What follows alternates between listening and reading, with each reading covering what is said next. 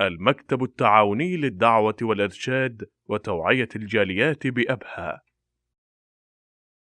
ليس العبرة أن يكون لي ولكم أبناء، وأن يكون لي زوجة ويكون لك زوجة. العبرة هل هم بوابة سعادة وصلاح؟ هل هم بوابة هناء أم لا؟ ولذلك من الدروس نقول ادعوا الله بصلاحهم قبل ميلادهم، ثم ادعوا الله بصلاحهم حتى ولو بعد ضلالهم. ولا لا أحبابي؟ أبناء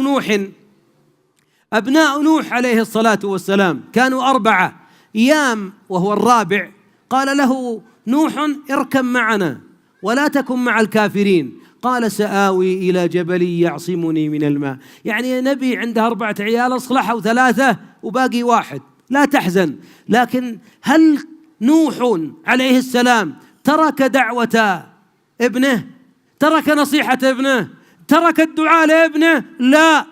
ولذلك أقول بعض الآباء، ما تزعلون علي يا آبائي وأعمامي وإخواني، وقبله على عيونكم وجباهكم، والله أقولها بمرارة، والله إن بعض أسباب انحراف أبنائنا نحن معاشر الآباء. إن اللي دمرناهم، ما دعونا لهم، ما هيأنا وسائل الصلاح لهم، ما أمرناهم بالصلاة وهم أبناء 7، متى أمرناهم بالصلاة وهم أبناء 17؟ وعندما ظل أبناؤنا وبغينا الهداية لهم، ادعي يا أبو فلان، قال يا شيخ وين شدي، ألا أبشرك لي 2 وشهرين أدعي عليه. يا مسلم اتق الله، تدعو عليه. أنت إذا دعوت عليه إنما تعين الشيطان عليه. فدعوة يا أيها الآباء وأيتها الأمهات بالدعاء للأبناء.